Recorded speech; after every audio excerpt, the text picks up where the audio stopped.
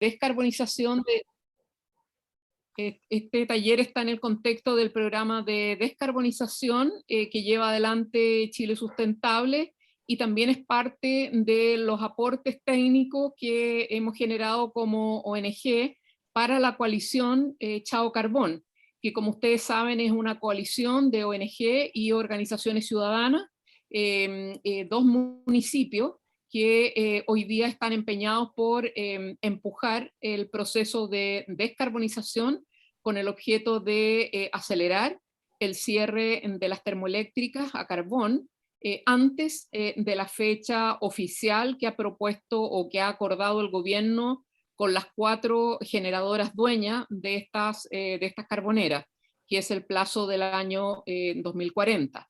Como Chile Sustentable, nosotros el año 2019 cuestionamos el cronograma del gobierno y logramos con una serie de presiones, tanto al gobierno como a las empresas, y también en un trabajo conjunto con organizaciones ciudadanas, tanto en Italia como en Francia, logramos que se pasara de un compromiso de cierre de 8 centrales al año 2025 a 18 centrales al año 2025.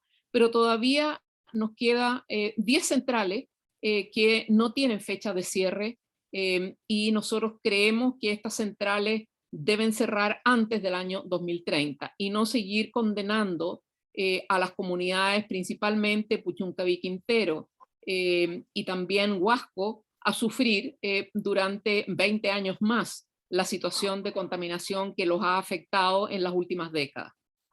Simultáneamente a eso hemos emprendido un trabajo para entregar tanto a las organizaciones ciudadanas como también a los tomadores de decisión información sobre cuáles son las barreras para que esta capacidad de generación en base a carbón sea reemplazada en un 100% por energías renovables no convencionales. Porque tampoco estamos de acuerdo en que sean reemplazadas por gas o que sean reemplazadas por hidroeléctricas que destruyan nuestros ríos y nuestras cuencas, sino que creemos que Chile tiene el potencial de reemplazar toda esta capacidad de carbón por energías renovables no convencionales, principalmente solar y principalmente eólica. Entonces estamos en un trabajo conjunto con Casa Ingeniería, justamente para, y con otras organizaciones que se unieron en un comité asesor de este estudio y después en un grupo de revisores, de pares, estudiando cuáles son las barreras que hoy día enfrenta la energía solar, la energía eólica, la generación distribuida para poder ingresar a la matriz en una forma acelerada con el objeto de tener la suficiente oferta de energía solar y eólica principalmente para reemplazar y acelerar primero la salida del carbón y después la salida del gas natural y del petróleo.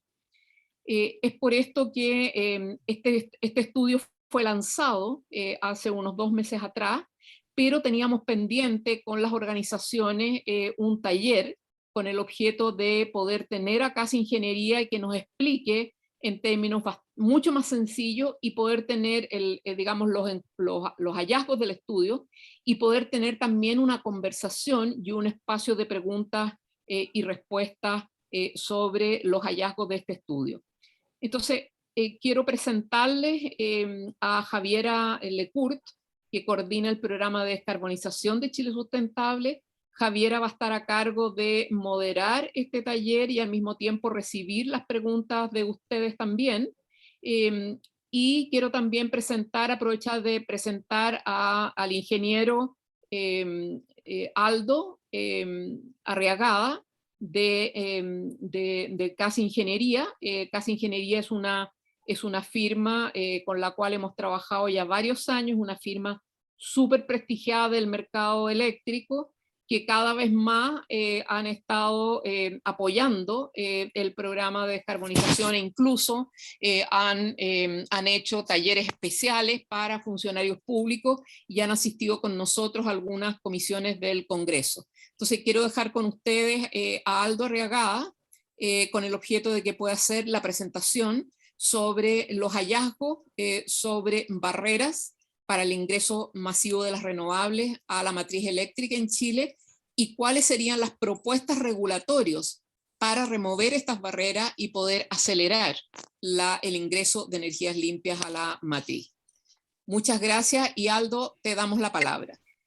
Antes de que comience Aldo, solo una indicación. Si tienen preguntas mientras Aldo está en la presentación, las pueden ir dejando en el chat y él las va a ir recogiendo. Y al final de la presentación vamos a dar espacio para preguntas ya con micrófono, para que las puedan ir dejando en el chat.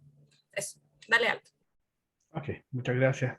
Buenas tardes, muchas gracias por la invitación. Gracias Sara, Javiera. Un agrado poder conversar una vez más sobre estos temas que nos han tomado algunos meses de análisis y de estudio y de mucha conversación con otros actores del mercado. Vamos a hacer como decía Sara, una presentación ojalá lo más ciudadana posible, digamos, voy a tratar de evitar en lo más que pueda cuestiones muy técnicas, o si hay cuestiones técnicas, tratar de simplificarlas para que no haya dudas de lo que estamos hablando, entendiendo que no todos acá son especialistas en temas de ingeniería y de mercado eléctrico. ¿Mm? Aquí hay una pequeña agenda de lo que contempla esta presentación. Vamos a mirar un poco cómo estamos hoy día a nivel de desarrollo de energías renovables en Chile. ¿Qué significa que haya más energía renovable en la operación del sistema eléctrico? Después, ¿cuáles son las barreras que se identificaron en este trabajo y cuáles son las situaciones que producen en el mercado? Y finalmente, damos un paso nos atrevimos a esbozar algunas propuestas regulatorias y esto lo discutimos bastante con Chile Sustentable. Ok, en primer lugar, hay que decir que la motivación de esto no es no solamente sacar el carbón por sacar el carbón, ¿no? O sea, el tema aquí es que hoy día pareciera como una obligación ética y moral retirar esta fuente de energía que nos ha acompañado en épocas complicadas de suministro de electricidad. Al final nos damos cuenta que también son parte de un problema muy grande. El problema del cambio climático, pero también el problema de salud de la población cercana a los sitios donde se emplazan estas plantas de generación.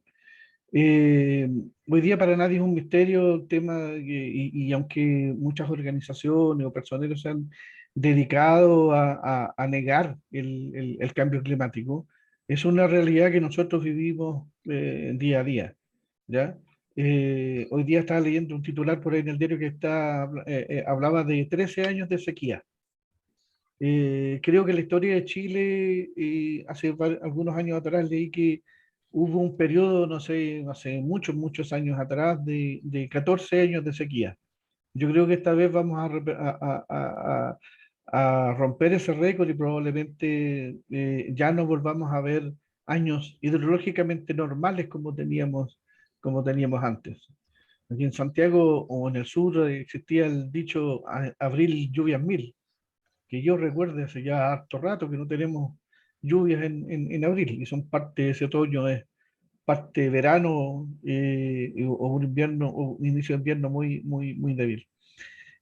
Por otra parte, el tema a nivel de compromisos internacionales, Chile se comprometió eh, a tener un inventario de gases de efecto invernadero hasta el 2030. Y sucede que el 2020 y el 2021 tenemos niveles súper parecidos que no han bajado respecto de lo que veníamos emitiendo del año 2016 en adelante.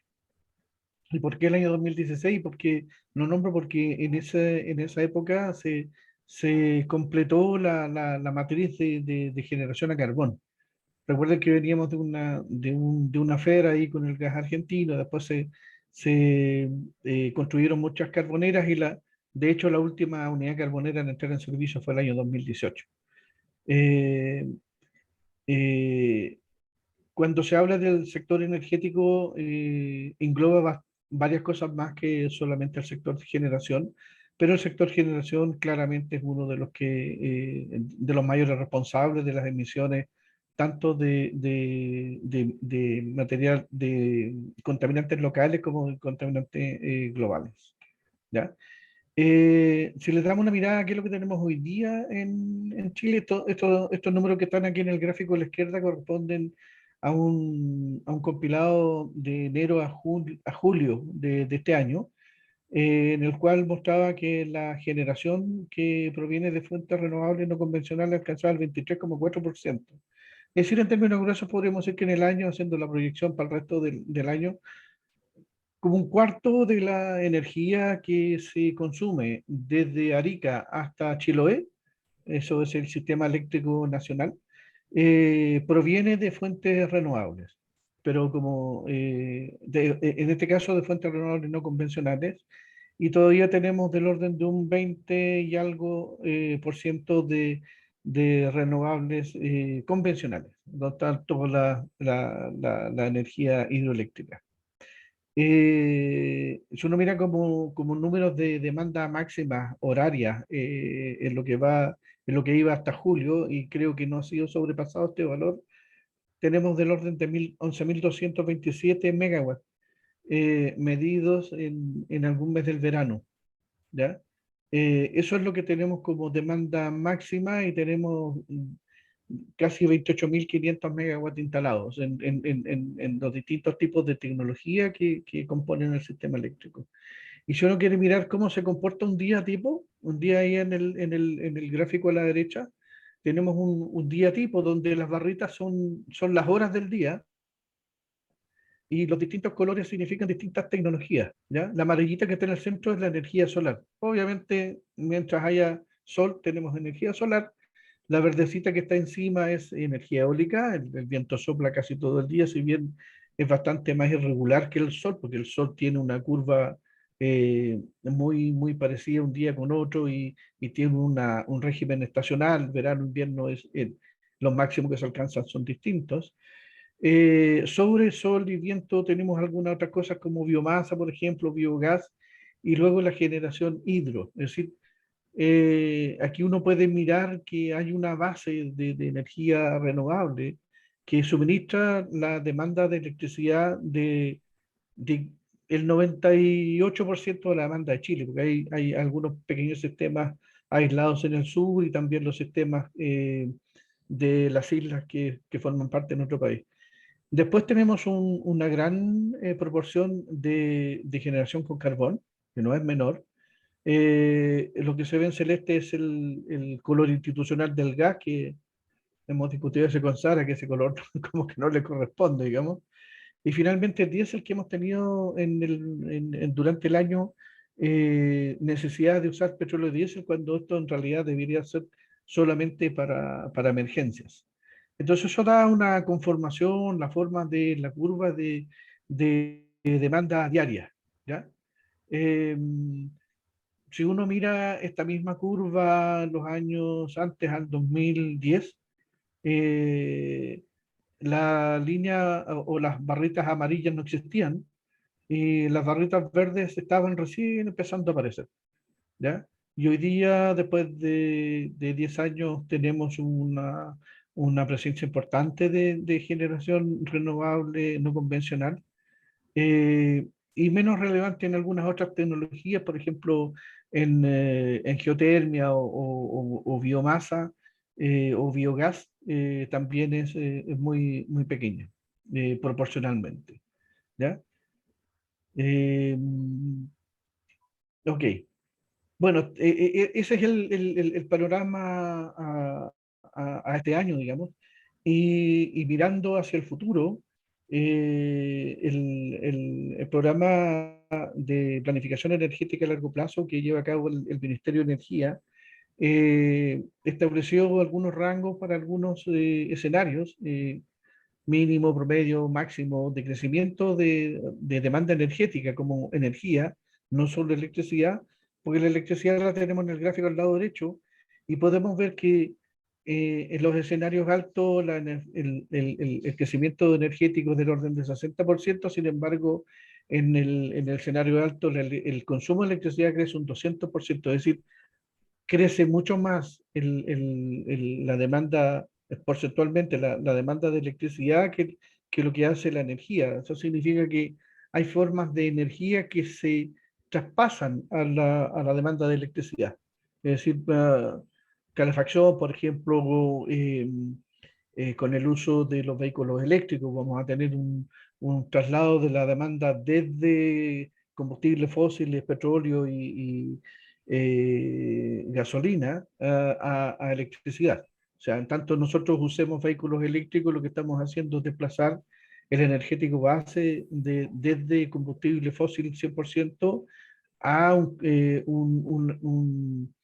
una matriz que tiene un porcentaje de combustible fósil, pero que es menor, ¿ya? O sea, el que corresponde a la matriz de generación eléctrica. Y en el futuro esperamos que eso sea, esa participación sea cero, ¿ya? La demanda crece, pero tenemos afortunadamente en nuestro país bastantes recursos energéticos a lo largo del país. Obviamente en la zona norte es más rica en el recurso solar, con algunos polos de generación eólica muy relevantes que están siendo desarrollados en estos años. Y hacia el sur, fuentes de generación eólica bastante más relevantes y más repartidas. Si ahora uno mira este gráfico, tenemos generación en el norte renovable, generación en el sur renovable, y resulta que la demanda máxima del conjunto de regiones de Chile se concentra en el centro. Es decir, tenemos abundancia de recursos, pero están puestos donde no hay tanta demanda. Es decir, en la zona de Antofagasta, claro, existen algunas mineras, pero la posibilidad de generación excede con mucho la demanda de esas mineras y de la población. Y en Santiago tenemos pocas fuentes, o el recurso solar, si bien es bastante bueno comparado con países como Europa, por ejemplo, en todo el sector norte, eh, no son comparables con los del norte de Chile, digamos, ¿ya?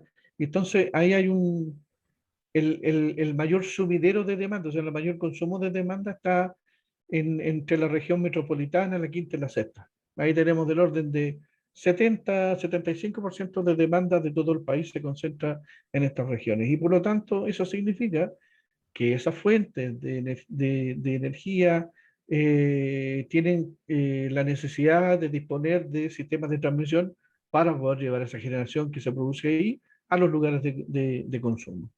Por otro lado, si miramos acá el gráfico abajo a la derecha, vemos que proporcionalmente la zona de Tarapacá, Antofagasta, Atacama, riquísima en recursos solar, nada despreciable Antofagasta y Atacama en eólico. Sin embargo, de Biobío al sur, muchos recursos eólicos, eh, proporcionalmente menos que el solar en el norte, pero esas dos cosas, como decía, requieren de sistemas de transmisión confiables, robustos y disponibles cuando se requiere, y eso es un problemita del cual nos tenemos que hacer cargo también, ¿ya? En algún minuto cuando se empezó a nivel mundial a ser cada vez más relevante la generación proveniente de fuentes de energía renovable variable, eh, se refiere esto a la variabilidad y gestionabilidad de esa energía, porque al final todo es variable. El tema es que depende del espectro de tiempo que uno tome. Bueno, al principio cuando había poquito generación solar y eólica, prácticamente no hay ningún impacto sobre el sistema eléctrico, pero en la medida que esto va creciendo, se empiezan a notar ciertas cosas, ¿ya?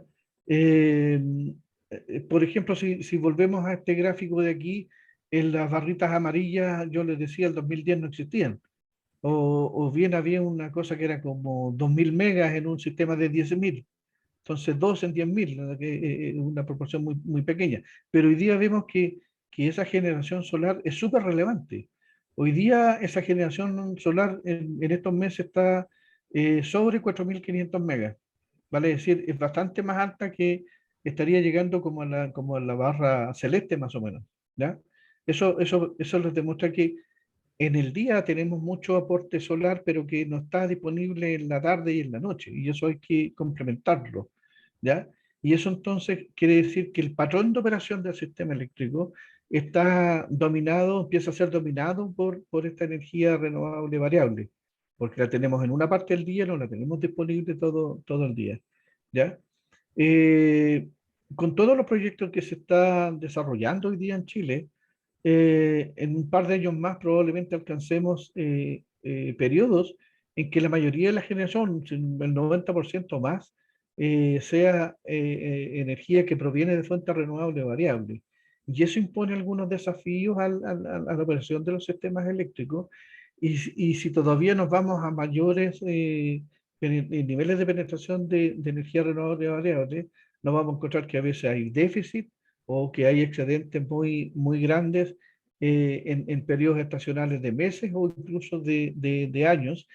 Y eso entonces sugiere que requerimos de sistemas que sean capaces de almacenar parte de esa energía para tenerla disponible cuando la fuente original no esté presente, ¿ya? Las energías renovables no convencionales, según la ley 20.257, que creo que es como del 2007, si no mal no recuerdo, define la biomasa, la hidroelectricidad menor a 20 megas, geotermia, solar, eólica, la energía de los mares y cogeneración eficiente, y hay un proyecto de ley que agrega los sistemas de almacenamiento también en este mismo grupo, ¿ya? Cuando nos referimos a energía renovable variable, por lo general estamos hablando de solar fotovoltaica, eólica y termosolar que no tenga acumulación, ¿ya? Y energía renovable de base, biomasa, por ejemplo, biogás, hidroeléctrica, geotermia o solar con concentración, en los cuales tenemos un manejo, si bien son variables una semana con otra, un día con otro, probablemente sean menos variables durante el día, y esa variabilidad es la que se destaca en la denominación de energía renovable variable. Entonces, ¿qué desafíos son los que impone tener más energía renovable variable? Vamos a necesitar más flexibilidad al sistema eléctrico. Antes teníamos máquinas muy grandes, muy tiesas, digamos. Ahora necesitamos sistemas que sean, que tengan flexibilidad, que se puedan responder rápidamente, que puedan cambiar su generación, ya sea para subir generación o para bajar generación, con rampas pronunciadas. Por ejemplo, en la mañana cuando aparece el sol, la generación solar empieza a subir. Eso quiere decir que otra generación se tiene que empezar a bajar o salir del sistema, porque el equilibrio generación-demanda en un sistema eléctrico siempre está permanente, ¿ya? Yo no tengo más generación que la demanda que necesito. O sea, la demanda manda. Es decir, si yo tengo uno de demanda, tengo que tener uno de generación. Y así, y eso varía instante a instante. Después tenemos que planificar la generación. Necesitamos una correlación en tiempo y espacio, para decir, yo puedo tener mucha generación eólica en el sur, pero si no tengo cómo trasladarla a los lugares de consumo, tengo un problema. Entonces, eso obliga a tener que planificar cómo va creciendo, cómo va entrando esta generación para que en conjunto con los sistemas de transmisión que seamos capaces de desarrollar de manera eficiente, con un buen uso del territorio, sean capaces de suministrar adecuadamente la demanda. Después está el manejo de excedentes y de déficit, o sea, con todo lo que está en construcción, en algunos años más, unos 2 o 3 años más, puede que toda la demanda del horario solar sea cubierta con generación solar, pero eso es un poco peligroso. Entonces lo que hay que hacer es que parte de esa energía que se genera ahí y que además es muy barato de generar hoy día, se puede guardar y dejarla disponible para las horas donde no hay sol. Y algunos otros temas que son un poco más técnicos, pero que tienen que ver con la física de la operación del sistema eléctrico, en la cual hoy día en general es dominada por máquinas rotatorias, ¿ya? Y que se van mutando a unidades donde hay una etapa de conversión desde la fuente original, que puede ser solo viento u otra, que se transforma a energía eléctrica en corriente alterna que pasa a través de un conversor, ¿ya? Hay algunas cosas que van en contra, pero hay algunas otras cosas que van a favor, porque el control de toda esta electrónica de potencia en el inversor se puede hacer muy rápida, ¿ya? Em, Aparte de todo esto, yo no, lo mencionó muy a la pasada, es que la descarbonización, si bien tiene algunos objetivos de resolver problemas de salud de la población afectada en los sitios donde están emplazadas estas fuentes, eh, también tiene un objetivo económico, porque el reemplazo de todas estas fuentes que tienen costos operacionales altos, va a repagar toda la inversión que se haga hoy día. Es decir, es mucho más barato generar con estas fuentes renovables, eh, pagar los costos que significa manejar toda esta variabilidad y evitarse todos los costos eh, de dinero que se gasta en combustible, ¿ya? Y aparte de la variabilidad que tienen esos precios. Es cosa de mirar nomás lo que uno paga en benzina, ¿cierto? Hace algunos meses atrás teníamos un precio de unos 600, 700 pesos el litro, hoy día estamos pagando 1000 o algo más de pesos por un litro de benzina. En el carbón y en el gas ha pasado algo similar. El carbón del año pasado, el promedio está, no sé, 80, 100 dólares la tonelada y hoy día está entre 150 y 250 dólares la tonelada, dependiendo de la calidad de este carbón.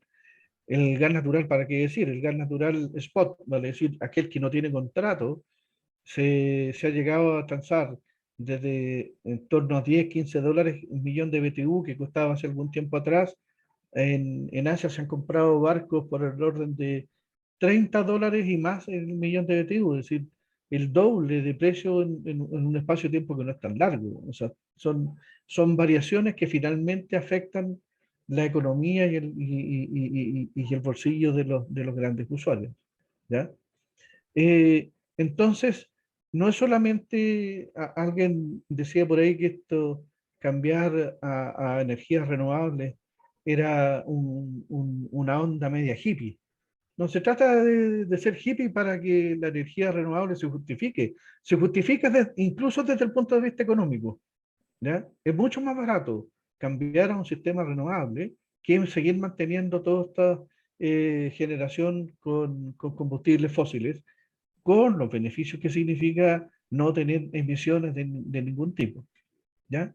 En Chile tenemos un desarrollo relativamente importante en la región con niveles de penetración. Yo diría que vamos a alcanzar luego más del 25-30% de la generación total basada en fuentes renovables variables solamente.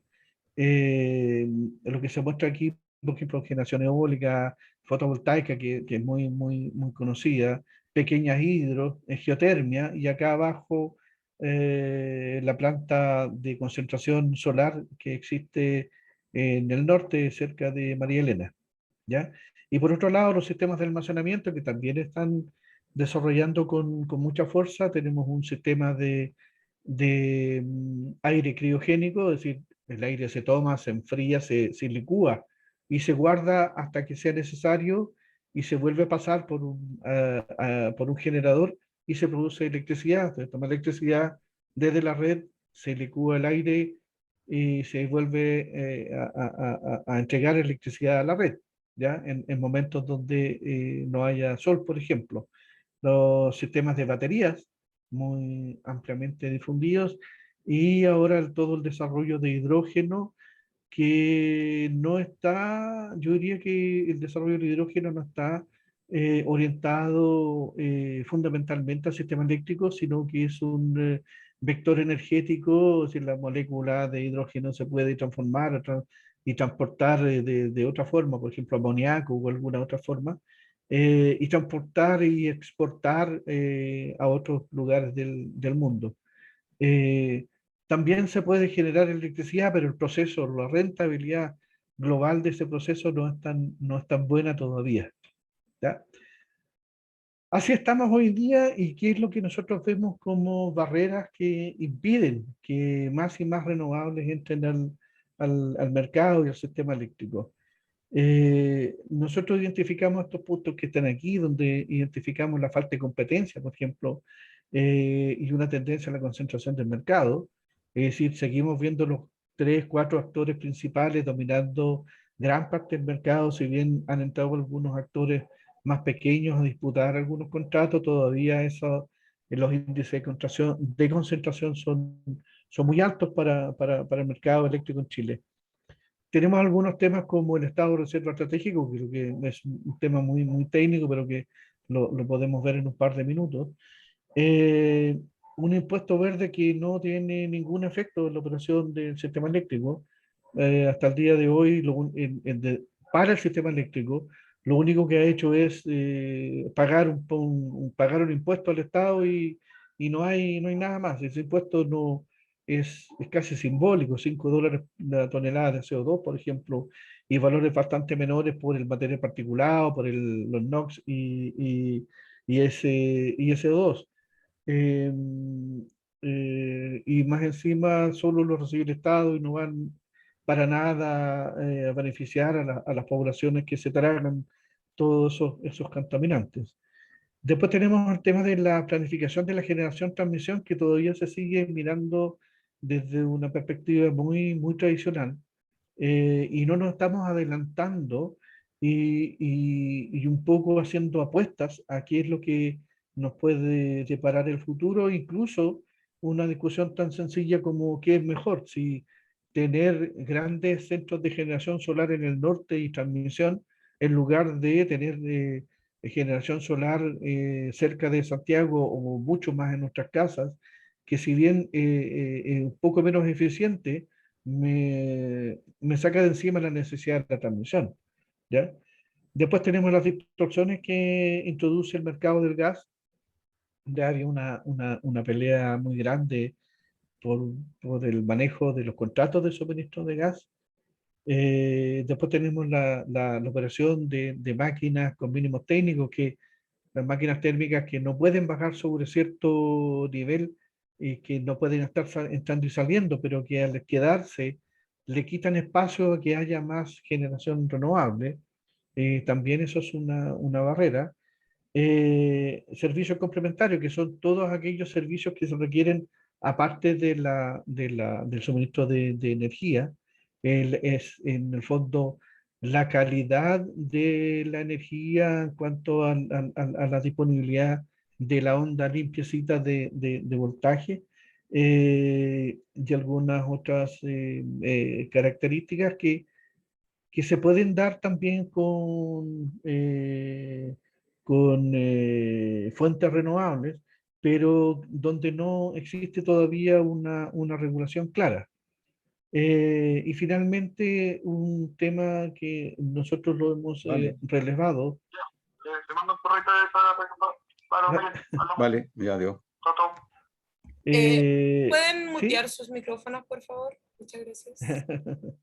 Y finalmente el tema que tiene que ver con la generación distribuida, donde nosotros hemos relevado varias veces que la legislación que tenemos prácticamente no incentiva el que masivamente la gente se vuelque a tener su fuente de generación, porque hay una serie de trabas, y incluso económicamente puede llegar a ser no tan atractivo, ¿ya?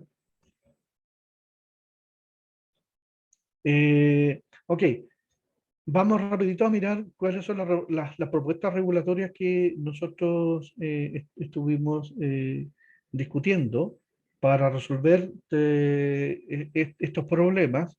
Nosotros partimos entonces estableciendo que el órgano que está a cargo de la operación del sistema eléctrico en Chile debe fortalecer su unidad de monitoreo de la competencia, porque hay que mirar que de repente las empresas pueden hacer uso de posición dominante, uso o abuso y atentar contra la libre competencia. Entonces, eh, si bien los análisis que se han hecho hasta ahora no han detectado situaciones tan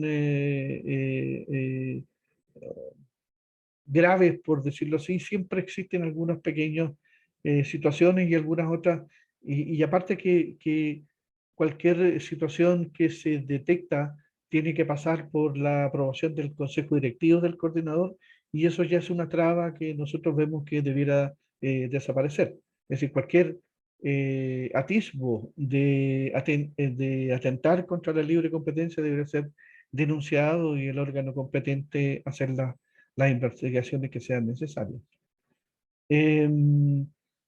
No existe, si uno mira las proyecciones que se hacían hace algún tiempo, veíamos que todas las plantas térmicas se permanecían a través del tiempo, hasta más allá del año 2040 de una manera eh, eh, irresponsable, porque no se vislumbraba la necesidad de que esas unidades se retiraran de servicio. La planta térmica, y como toda planta con una actuación mecánica, tienen una vida útil. Y por otro lado, también está la discontinuidad tecnológica.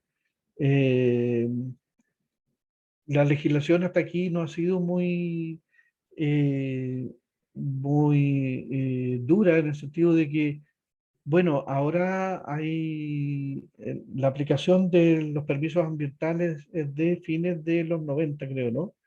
Luego van a empezar a aparecer muchas centrales que en su declaración para obtener la resolución de calificación ambiental establecieron un plan, una vida útil de 25 años, 30 años, que luego se van a empezar a cumplir, y entonces esas unidades o se repotencian, se modifican o definitivamente salen.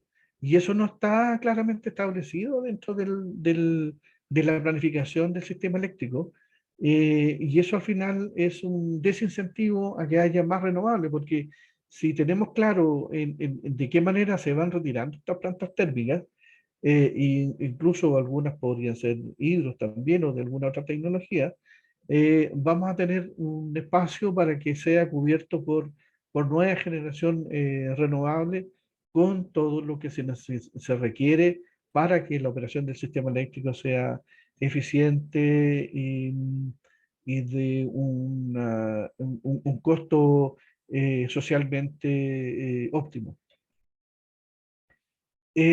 Aquí hay una distorsión que se revela, es que una cosa es que las centrales que hayan anunciado que van a salir de servicio podrían eventualmente optar a un estado intermedio como de hibernación, digámoslo así, en el cual siguen recibiendo un pago por no desarmar la unidad, pero que queden como listas por operar, aunque son listas por operar significa que tienen que darle una orden de despacho como 60 días antes. Entonces, para cualquier emergencia rápida, las máquinas en este estado no sirven. Entonces,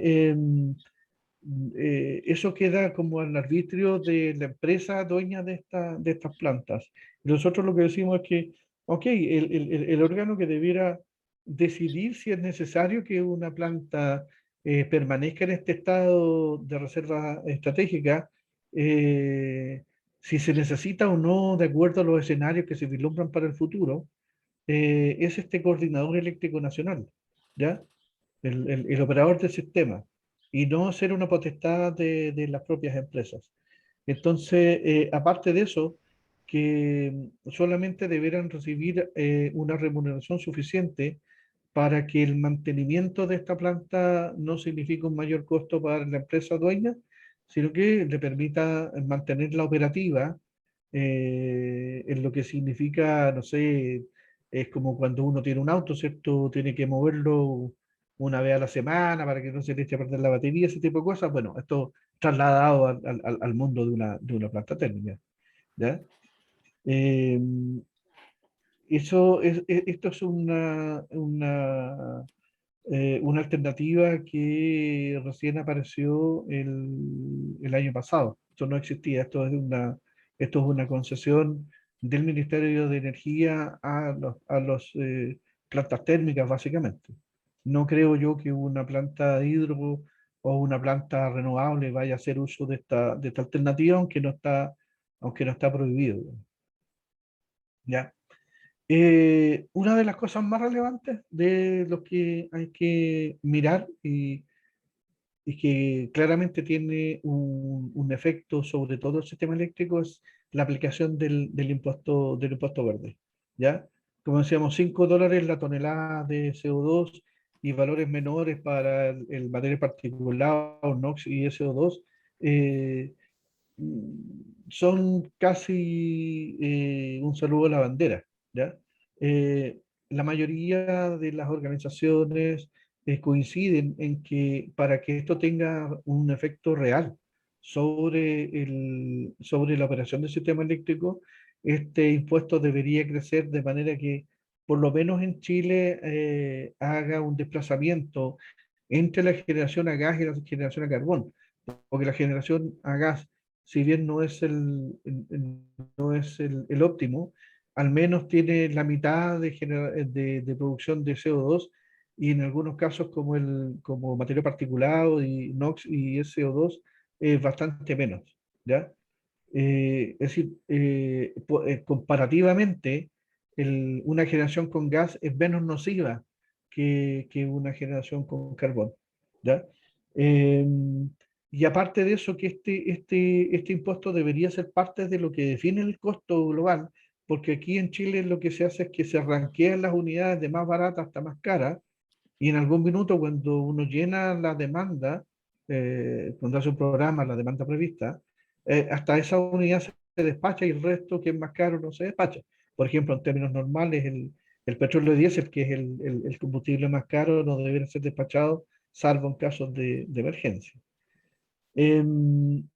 Una cuestión súper relevante es que en esta dinámica de aplicación del impuesto verde, quedaron algunas situaciones muy mal definidas y finalmente hay algunas compensaciones que tienen que hacer todo el sistema hacia los dueños de plantas carboneras, básicamente. Entonces se da la paradoja que empresas 100% renovables tienen que estar pagando parte de este impuesto. Entonces eso es bien poco presentable. Acá el concepto que deberá primar, según nosotros, es que el que contamina paga, digamos, no hay otra. No se puede tener una especie de subsidio cruzado. Como digo, existe una cierta parte de ese impuesto que finalmente terminan pagándolo empresas, aunque sean 100% renovables y no hayan emitido nada de contaminantes a la atmósfera. Y finalmente que estos ingresos que provienen de los impuestos verdes deberán destinarse a las zonas que han sido afectadas como una compensación ambiental y mejoras de la infraestructura de educación o salud o lo que la comunidad estime conveniente. Eh, los sistemas de almacenamiento hasta el día de hoy no tienen un tratamiento distinto a ningún otro elemento del sistema eléctrico y ha habido una discusión de si se deben asimilar a cómo se paga la transmisión o deben entrar en el juego de arbitraje de precios. Lo que nosotros estábamos planteando acá es que esto debería ser una opción del inversionista. Es decir, si quiere ir a un sistema de riesgo, como es el arbitraje de precios, porque el arbitraje de precios, la desgracia que tiene es que es como suicida, digamos. un arbitraje de precio perfecto mata a la inversión en almacenamiento, porque el arbitraje perfecto significa que no hay diferencia de precio entre el día y la noche, por decir la diferencia más clásica entre horario solar y horario no solar. ¿Ya? Hoy día, por ejemplo, en Chile se ven, para esta situación donde tenemos un déficit de generación hidro, precios que pueden variar entre 0 y $20 el megawatt hora durante el día con sol, y 150 o $200 el megawatt hora en la noche. ¿Ya? Por supuesto, eso no se traspasa directamente al público porque en general nosotros estamos cubiertos por contratos de largo plazo que tienen precios fijos. ¿Ya? Podrían estar pagando $500 el megawatt hora y nosotros vamos a seguir pagando lo mismo, que no sé, en la tarifa hoy día debe ser alrededor de unos 100. ¿Ya? Pero también podrían estar comprando 0 y vendernos a 100, entonces tiene para los dos lados. Eh, y aparte de eso, que estos sistemas de almacenamiento se podrían optimizar para un mejor diseño de los sistemas de transmisión. ¿Ya? Eh, Respecto a la distorsión que se produce por el mercado del gas, el mercado del gas normalmente, las empresas que tienen suministro de gas firman contratos del tipo take or pay, es decir, o lo tomas o paga, digamos. Pero se produjeron muchas situaciones en que, dado que los contratos son por un cierto volumen y la capacidad de almacenamiento de gases es limitada, ¿ya? Em, a veces por una mal gestión viene el siguiente barco de gas, el estanque todavía tiene la mitad ocupado, entonces como hay que desocupar el estanque se genera produciendo a precio cero. Puede ser bueno para algunos, malo para otros, pero una pésima señal porque no refleja ningún nivel de optimización. Entonces, en general, en Chile existe mucha pequeña empresa que no tiene contrato, no puede acceder a contratos de largo plazo y vende su generación a lo que se llama mercado spot. El mercado spot define su precio hora a hora y depende del equilibrio oferta-demanda. Digamos, si yo tengo mucha oferta y muy barata, el precio va a estar más bajo, pero si yo pienso en la noche, por ejemplo, donde no tengo los costos solar, y si no tengo agua y no tengo viento, entonces solamente me queda la opción de térmica, esos precios pueden ser bastante caros. Eh, lo que nosotros planteamos directamente acá es que el mercado del gas tiene que liberalizarse, ¿ya? Y se puede incorporar y no necesariamente alguien necesita ser dueño de una planta, sino que teniendo un contrato de gas puede hacer el uso de una planta de un tercero a través del concepto de maquila, es decir, le pago a alguien para que genere a mi nombre y yo soy el dueño del contrato de gas. Eh, y por otro lado, que de alguna forma hay que buscar de que no se produzca un abuso de la posición dominante que van a tener estas empresas dueñas de los contratos de gas. Lo mismo que los mínimos técnicos, si los mínimos técnicos son limitaciones físicas de las plantas térmicas que imponen una condición de operación que se aleja del óptimo. Es decir, por tener una planta térmica trabajando a un cierto nivel sobre el cual no pueden bajar, porque si no tienen problemas, es lo mismo que el auto, digamos que uno normalmente no lo hace operar bajo la velocidad ralentí y no anda apagando en cada esquina el motor, ¿cierto? Excepto los modelos nuevos ahora que sí vienen con esa funcionalidad. Eso significa entonces que tenemos un espacio tomado por estos mínimos técnicos que no pueden, al que no pueden acceder la generación renovable. Entonces lo que hay que hacer acá es mirar esta situación de mínimos técnicos y de establecer mejores prácticas validadas a nivel con criterios de operación internacionales. Eh, Servicios complementarios, como les decía, son todos aquellos servicios que acompañan la generación de electricidad y donde se incorporan un lote de otras características, por ejemplo, responder rápidamente, ya sea entregando más energía o bajándola rápidamente. Y eso hay mucha generación renovable que si se acompaña con un sistema de almacenamiento es perfectamente entregable esa capacidad al sistema eléctrico y no depender tanto de las máquinas rotatorias.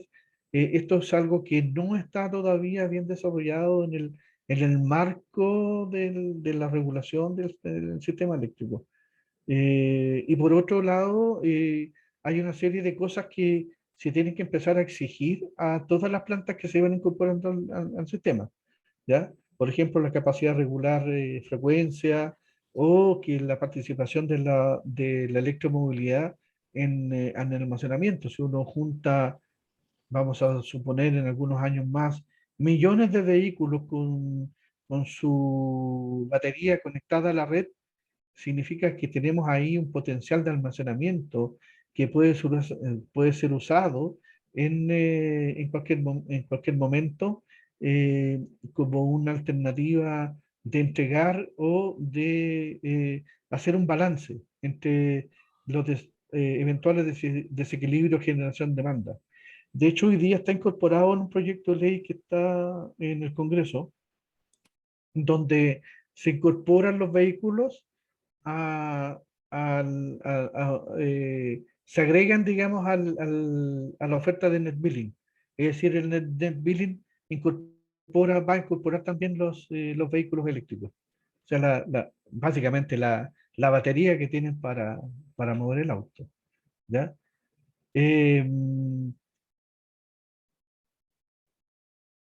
La masificación de la generación distribuida también es un problema porque nosotros no tenemos tantos incentivos, ¿ya? Y tenemos una serie de limitaciones. De hecho, la normativa está concebida para que en el periodo de un año uno no tenga excedentes. Parece si yo instalo paneles solares aquí en mi casa, eh, eh, al máximo se espera que yo neutralice mi demanda, o sea que no puedo quedar excedentario. O sea, ya parte la ley limitando lo que yo puedo entregar al sistema. Y eso es una limitación que la verdad es que no tiene mucho sentido. ¿Ya? Si uno va a la ley de grandes números, mientras más instalo, puede que sea mejor para mí, digamos, o sea, un mejor negocio. Pero acá el tema es que esta ley de net billing no está pensada como un negocio. O sea, no, se pusieron barreras artificiales que en algún minuto hay que eliminarlas. Y una forma podría ser que se formen o que haya empresas que agreguen generación. Así como hay empresas que agregan demanda para licitar los contratos de suministro, también que haya empresas que agreguen generación y se puede entregar entonces mucha generación distribuida es el equivalente a una generación concentrada. Y finalmente, esta es una cuestión que tiene que ver con el mercado. Resulta que hoy día nosotros todo el aparataje de la regulación se basa en que finalmente hay una máquina que da precio, ¿ya?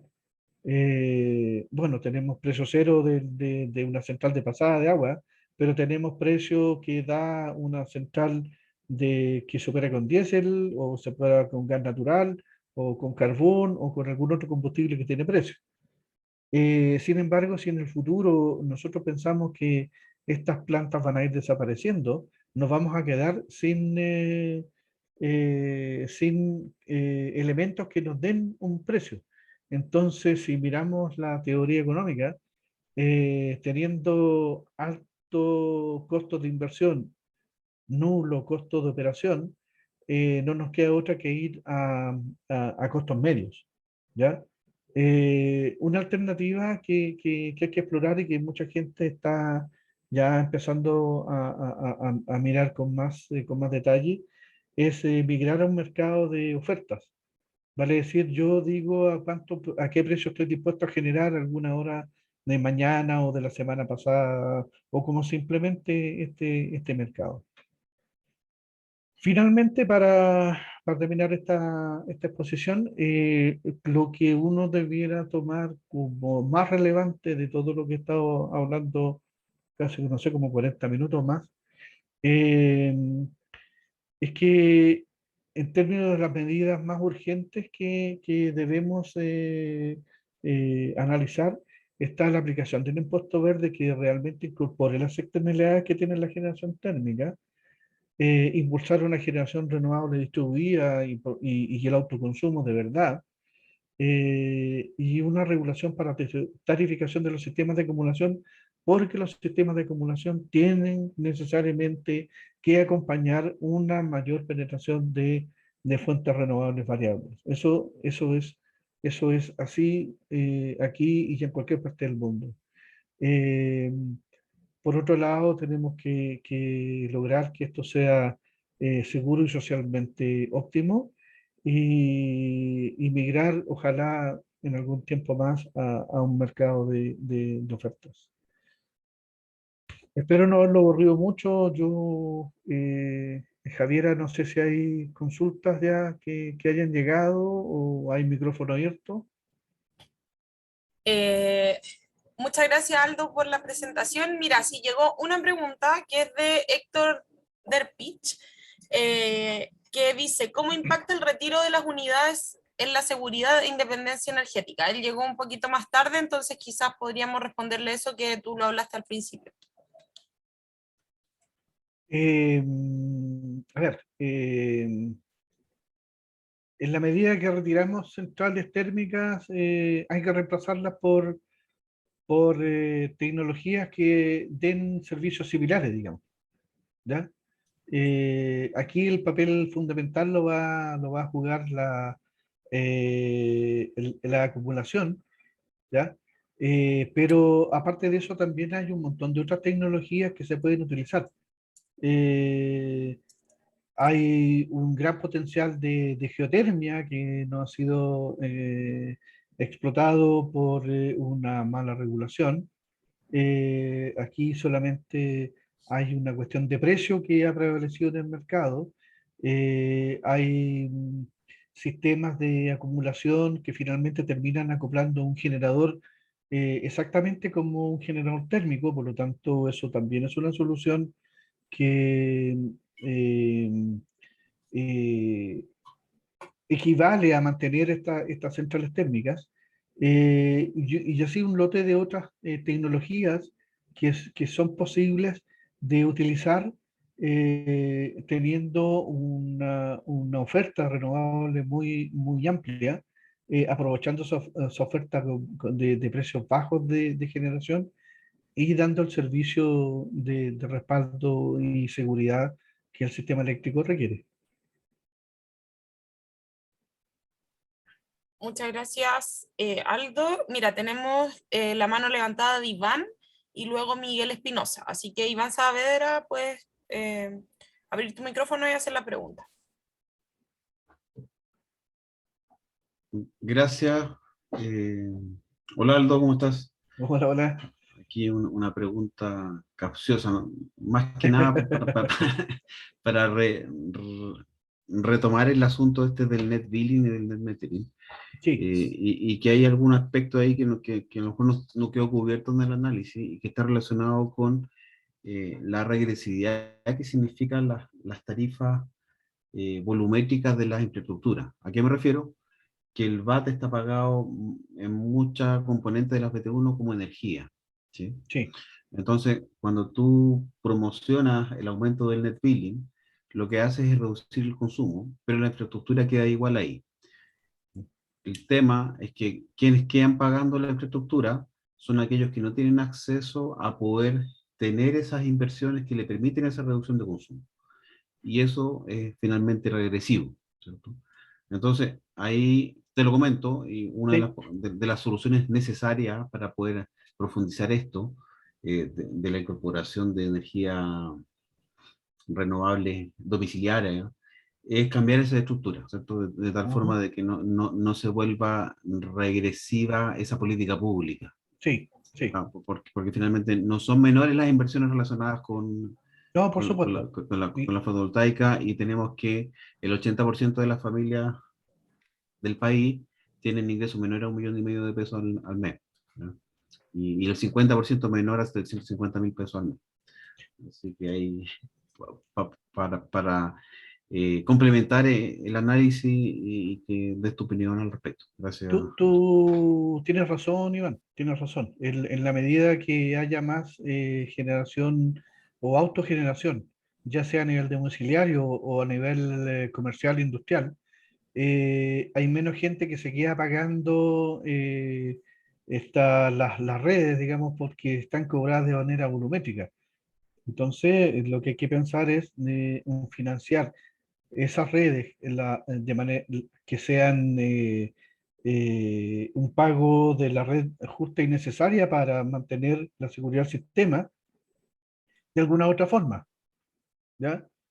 Eh, en economía hay montones de ejemplos, digamos, donde uno paga una cuota por un servicio. La mejor, el ejemplo que se viene más rápido a la mente son todas estas plataformas de servicios de streaming o de películas o de música o de cualquier cosa que uno paga una cuota y usa y no le importa si el vecino usó más o usó menos, digamos. Pero Sí, esa cuota se sirve para financiar el pero sistema. es un pago por capacidad o por conexión. Al Efectivamente. final, claro, el origen de las tarifas volumétricas buscaba proteger a las personas de menos recursos, Por pero cierto. mantenerla, y con esta incipiente incorporación de energía renovable y de autoconsumo, deja de ser Ah, una protección ese tipo de estructura tarifaria. Entonces hay que modificar esa forma de tarificar. Tenemos que pensar en la forma más eficiente que cumpla los mismos objetivos, digamos. Por supuesto. Es cierto que como negocio puede ser que alguien no tenga ningún problema en pagar un par de millones de pesos para tener algunos kilos instalados en su techo o algunos kilowatts de paneles solares instalados en su techo, pero para otras familias puede ser requete contra difícil. Bueno, pero ahí la promoción tendrá que ver con, no sé, planes de subsidio o que las viviendas vengan ya, las viviendas nuevas vengan con estos sistemas incorporados, que haya, no Yo, sé, préstamos yo, blandos del Banco del Estado, no tengo. sí, sí, Aldo, inclusive yo estoy pensando en que la tarifa ya venga con un recambio tecnológico, ¿cierto? Porque Claro, finalmente la gente está acostumbrada a pagar una tarifa, ¿cierto?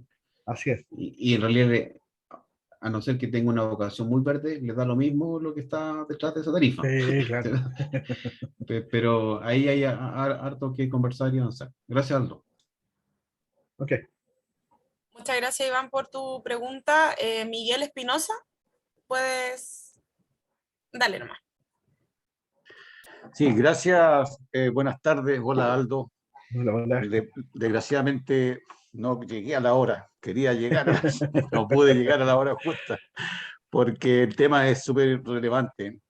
Mira, pero las consultas que tengo yo son relativas al medio Ujú. ambiente en donde se afecta esta situación y donde yo te lo puedo explicar porque yo soy de Quillota, estoy en Quillota. Ya. Nosotros tenemos aquí dos termoeléctricas al lado, en donde para la mantención de estas termoeléctricas se requiere una cantidad de agua, pero infinita, Sí. digámoslo así, comparado con lo que nosotros usamos. Y esto ha generado en la zona, en toda la cuenca de la Concagua, una sequía, pero enorme. Entonces, ¿cómo el sistema regula esta situación? Que evidentemente las termoeléctricas son privadas, están generando energía, están generando utilidades, pero el costo del medio ambiente y de todos nosotros es terrible, es sumamente alto. Entonces, no sé si el Coordinador Eléctrico Nacional, en alguna manera evalúa el impacto que genera en el medio ambiente. Esa es una pregunta. Y la otra, ¿cómo se transfieren los valores reales al ciudadano común y corriente? Porque yo te digo, acá en Quillota, por ejemplo, costó un mundo para que se beneficiara de alguna manera el costo de la energía teniendo Sí. 2 termoeléctricas aquí al lado, nunca se traspasó esa cuestión. Ahora, las distribuidoras eléctricas son privadas también y tampoco traspasan sus valores de una forma espontánea, si no se les obliga, si no se les, digamos, el hecho de que sean monopolios, digamos, y no tienes otra alternativa que comprarle energía al distribuidor local, también genera una situación que cuesta mucho llegar el privilegio o el beneficio al cliente común y corriente. Entonces, no sé si este estudio y la última, ¿qué pasa con los desechos? Con los desechos que van a quedar en 20 años, 25 años para adelante, que va a ser una cuestión enorme, porque cada vez tenemos más elementos, digamos, y de mejor generación y todo lo que tú quieras, pero los desechos que vamos a tener, ¿qué vamos a hacer con ellos? Gracias. Gracias, son tres consultas, déjame ver si me acuerdo bien. La primera, respecto a la Costo consideración medioambiental. costo medioambiental de generación, no está recogido en ninguna parte de la regulación eléctrica, salvo al principio cuando, bueno, y esto data del 95, si me corrige Sara, desde el 95 que cualquier emprendimiento en Chile necesita una autorización ambiental. Pero en términos de eso es para que se instale una planta, ¿ya? Cualquier planta sobre 3 megawatts tiene que tener sí o sí una autorización ambiental. Y bajo 3 megawatts depende de dónde está instalada, digamos. Si no tiene mucho impacto, bastará una carta de pertinencia y el servicio le dirá si es necesario que pase o no por una evaluación ambiental. Pero los costos ambientales de la operación no están incorporados en ninguna parte. Por eso es que estos $5 del impuesto verde aparecen como un saludo a la bandera, ¿ya? Porque es lo único que uno podrá asimilar como el costo ambiental, el impuesto verde, pero no tiene ningún efecto porque de partida, sea el valor que tenga, no está incorporado dentro de los costos variables reconocidos para esa planta. Es decir, una planta termoeléctrica que genera con carbono, que genera con gas o que genera con petróleo y diésel, eh, declara su costo de operación al coordinador como costo directo de combustible, ¿ya? Y nada más, y hay una cosa que son los costos variables no combustibles, digamos, que se producen en tanto la planta opere, si no opera esos costos son evitados. Pero esos dos componentes definen el costo y el ranking de operación. No existe ninguna otra cosa que tenga que ver con el costo ambiental o producción de contaminantes. No existe, al menos hasta hoy en la legislación. Por eso que nosotros, una de las propuestas es que este impuesto se incorpore al costo variable y que tenga una rampa a lo largo del tiempo que haga que cada día estas centrales sean menos y menos eficientes para sus propietarios, ya que no sea negocio operarlas, ¿ya? Y que se hagan cargo de los costos que realmente producen, porque ninguna de las externalidades está incorporada en la definición del precio o del costo de operación, ¿ya? El segundo es cómo llegan los precios a los usuarios finales. Mira, aquí en Chile tenemos dos tipos de usuarios, los clientes regulados y clientes libres. Clientes libres son aquellos que tienen una potencia instalada de más de 2 megawatts que van y negocian directamente con un suministrador, con un generador, ¿ya? Hoy día son con 500 kilos. Hoy día son con 500 kilos, son potenciales. Sí, ¿cierto? Pero 500 kilos uno puede negociar una tarifa. Y Claro, y puede salieron ser todos los años. cliente a Sí. precio libre. Claro, precio libre. Entonces tú firmas un contrato que tiene un precio que se define de alguna forma, al cual el generador y el cliente final acuerdan, y las cláusulas de indexación de esos contratos y el plazo, ¿ya? Y da lo mismo si genera o no genera, si compra a otros para vender al cliente final, pero el hecho es que el generador que tiene ese contrato se hace responsable ante el resto del sistema de ese contrato. Y el cliente va a pagar la tarifa que fue acordada, ¿ya?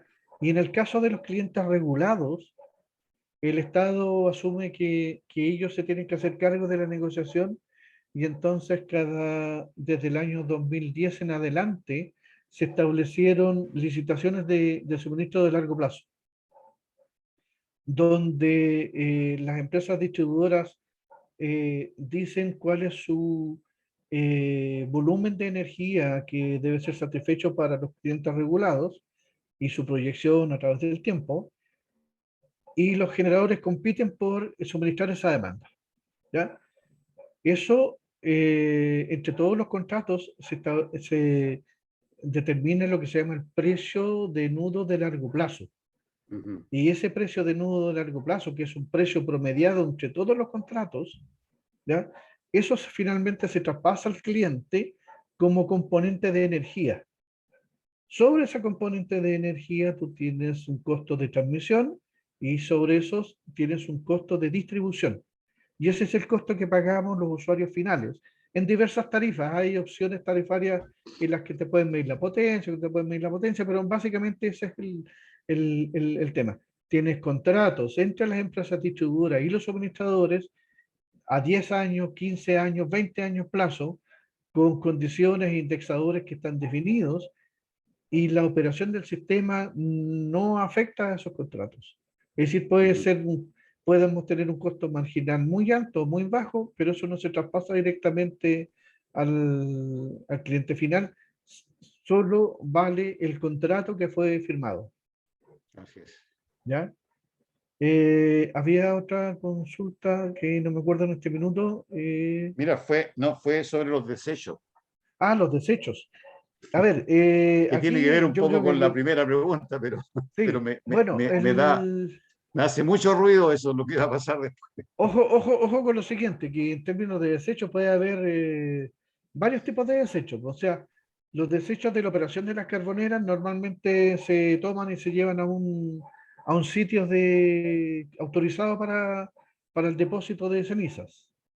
Los otros se van al aire, pues se van a la atmósfera y se depositan como como sobre los vientos, digamos, ¿ya? Ajá. O sea, toda la gente que vive cerca de una termoeléctrica sufre y respirar el aire con contaminantes, ¿ya? Y esos otros contaminantes sólidos se depositan en estos vertederos que tienen que estar autorizados.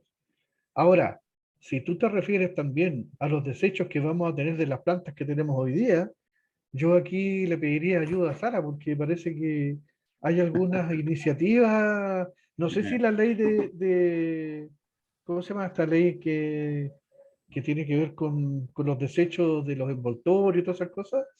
No sé si le aplica acá a estas plantas.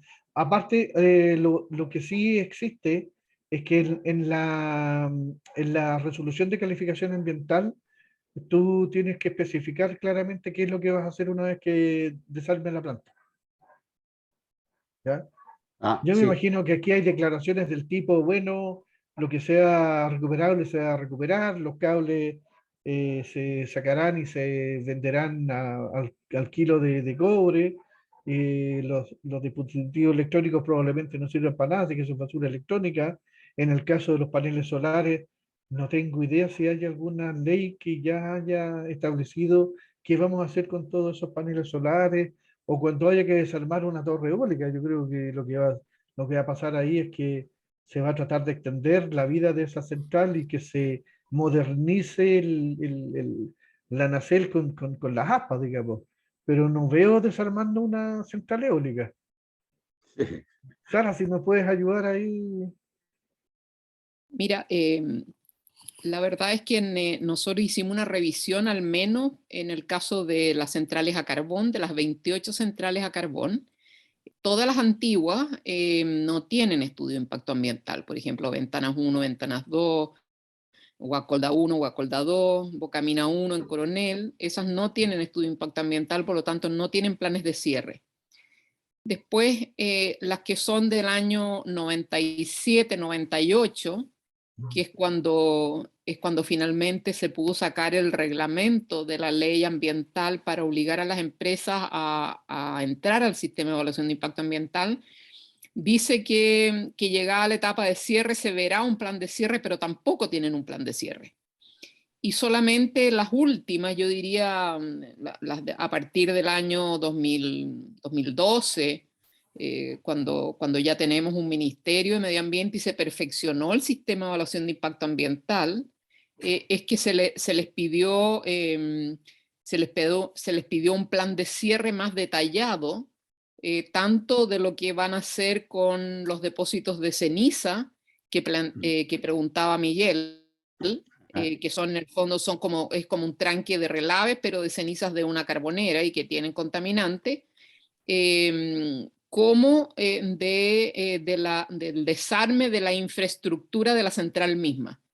Pero yo te diría que en ese caso no hay más de 3 o 4 centrales de las 28, y por lo tanto ahí va a ser una negociación con la autoridad de cuáles son las condiciones ambientales de cierre, porque la verdad es que en la mayoría de ellas no hay planes de cierre, a pesar de que tienen al menos unas 18 plantas o 18 o 20 tienen estudio de impacto ambiental y resolución de calificación ambiental, pero no tienen plan de cierre. Lo otro es el tema de los terrenos, ¿no? En la mayoría de esas plantas. Remediación, en varios de ellos hay una parte que describe muy someramente en qué va a consistir la remediación, pero la remediación más bien se refiere a poder sacar los elementos que son contaminantes, porque finalmente la empresa puede dejar la central apagada y puede dejar todos los trastos viejos mientras siga siendo dueña del terreno. Y por lo tanto es recién cuando la empresa va a vender ese terreno, depende de qué uso, probablemente si lo vende para uso industrial no le van a exigir nada. Si lo vende para uso de vivienda, cuando el tipo vaya a presentar el estudio para construir los edificios, lo que pasó en Las Salinas, en Viña del Mar, ¿no es cierto?, con donde estaban los estanques de petróleo de NAP, etcétera, ahí se les exigió toda una etapa de remediación porque el suelo estaba absolutamente contaminado. Claro. Pero la verdad es que yo diría que salvo las evaluaciones de impacto ambiental los últimos 5 años, el resto no tiene planes de remediación ambiental de los sitios contaminados. Tampoco tenemos una ley para remediación ambiental de sitios contaminados. Y los planes las resoluciones de calificación ambiental, la verdad es que no tienen ningún detalle sobre las condiciones y las obligaciones para el caso de cierre. Por lo tanto, en general van a ser pasivos que van a quedar, salvo que tengamos nuevas autoridades y que se establezcan medidas retroactivas en el sentido de remediar sitios contaminados y que entre bajo esa otra definición, digamos. Disculpa, yo preguntaba porque en Ventanas, yo estoy cerquita de Ventanas y estoy conectado con varios amigos de ahí, de medioambientalistas, digamos, en donde todos los días están reclamando por el carbón que se bota y que se desecha en la playa. Todos los días aparece un carbón en la playa, entonces la zona de sacrificio de ahí es terriblemente sacrificada y va a quedar, ya está destruida. O sea, el día que se pare la planta va a ser una cosa... Se paró la planta, digamos, pero lo que queda, el desecho que queda y el daño ecológico que se hizo, esa cuestión no tiene remedio para nada, no tiene cómo, a no ser que sea un proyecto de muy largo plazo. Y por eso preguntaba yo por lo mismo, porque aquí en la zona, y cada vez más se están haciendo plantas fotovoltaicas, digamos, de que incluso pelan un cerro completo para poder plantar estas cuestiones. Como aquí ya no hay agua, entonces como no se está maltando en los cerros, se están poniendo plantas fotovoltaicas. Y resulta que cuando queden estas cosas, el proyecto, como decías tú bien, Aldo, se hace el proyecto y después se dice cuántos años de utilidad y después se van a retirar. Pero lo que queda es atroz. No tiene no hay cómo recuperar esa parte. No, Por Miguel, favor. pero en ese caso, los últimos 5 años, que es donde más se han aprobado proyectos solares grandes, tienen planes de De cierre, cierre. Mm. de cierre claros donde tienen que retirar estos elementos del lugar. O sea, no pueden dejar y cerrar la planta, desconectar y dejar los paneles instalados, no. O sea, eso se entiende que es infraestructura en desuso y por lo tanto es considerado desecho. Y entonces ahí es mucho más claro. El problema que tenemos es con los proyectos que utilizan combustibles como el carbón y que quedan grandes lugares con ceniza o quedan los lugares contaminados porque resulta que ahí por años ha estado el carbón en los depósitos antes de ingresar el combustible a las plantas, o ha habido derrames de petróleo y por lo tanto el sitio está contaminado y hay que descontaminar. Ese es el problema mayor, no un tema de desmontar, no es un tema de desmontar y de llevarse los paneles o de renovar el panel, lo que decía Aldo en relación a la turbina eólica. La turbina eólica lo más probable es que se siga arrendando el terreno, permanezca la torre, probablemente se le puede poner más metros de altura, pero lo que a lo mejor van a cambiar va a ser la turbina por una turbina más eficiente, por ejemplo, pero se mantiene la torre eólica. En el caso de paneles solares probablemente van a irse modernizando para poner placas más eficientes después de 15 o 20 años, pero eso es remoción de materialidad, no es que el ambiente haya quedado contaminado con petróleo o con metales pesados. Claro. Sí, sí, No es lo disculpa, mismo. solo para terminar, lo que pasa, lo que dices tú, Sara, tiene razón. Claro, el proyecto, cuando se presenta una planta fotovoltaica, viene contemplado el proyecto de desmontaje de la planta. Así Pero el es. desmontaje, ¿a qué me refiero yo? A que efectivamente se desmonta, se lleva todo, pero el cerro ya murió, o sea, ya no queda nada, queda un desierto, porque va a ser peor todavía, va a ser peor todavía. No hay proyecto de reforestación, no sé, pues de realimentación. ¿Cachai? Yo creo, Ese es más o menos la problemática que yo veo. yo creo que ese es un tema súper relevante y yo creo que si es que el proyecto ha requerido desforestación de un área que tenía vegetación, las medidas de cierre y reparación o compensación debieran incorporar la reforestación del lugar que fue pelado, claramente. Y yo creo que Debiera. eso está en el espíritu, y eso está en el espíritu de la ley 19.300, que tú debieras dejar el lugar en las mismas condiciones ambientales de cuando se inició el proyecto. Efectivamente, sí. Ahora depende Gracias. depende del lugar también, ¿eh?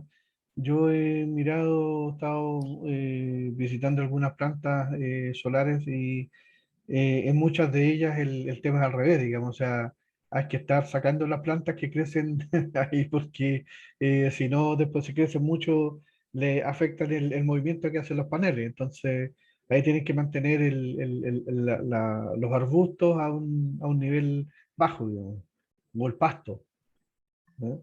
Claro que si hay lugares donde no hay nada, hay solo piedra, ahí no va a pasar nada. O sea, no va a crecer más, probablemente no va a crecer si no llueve, digamos. Ujú. Así es. Eh, Gracias por la atención. No, pues Gracias, nada. Miguel, por la pregunta y gracias, Aldo y Sara, por la respuesta.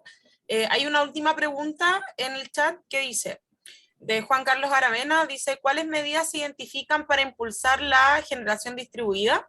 Las comunidades energéticas locales que se están implementando hoy a partir de las directivas del paquete de invierno de la Unión Europea, ¿se ven como una opción para Chile? En la regulación europea se están considerando que participen del mercado eléctrico comprando energía directamente en las mismas condiciones que los comercializadores.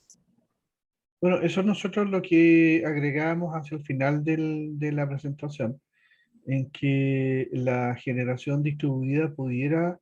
a ver, espérate un poquito. Existe una opción dentro de la regulación actual en que existen las comunidades que una planta puede ser una comunidad puede ser dueña de una planta, ¿ya? Por ejemplo, si nosotros aquí, los vecinos que vivimos en este barrio, nos juntamos y una parte de la plaza instalamos una planta, todos somos dueños de esa planta. Y se define qué porcentaje uno es dueño de esa planta, y la ley establece que nadie puede tener una posición dominante sobre ese activo. Es decir, existe dentro de la regulación la posibilidad de que una comunidad tenga una planta, ¿ya? Y los beneficios de esa planta se reparten.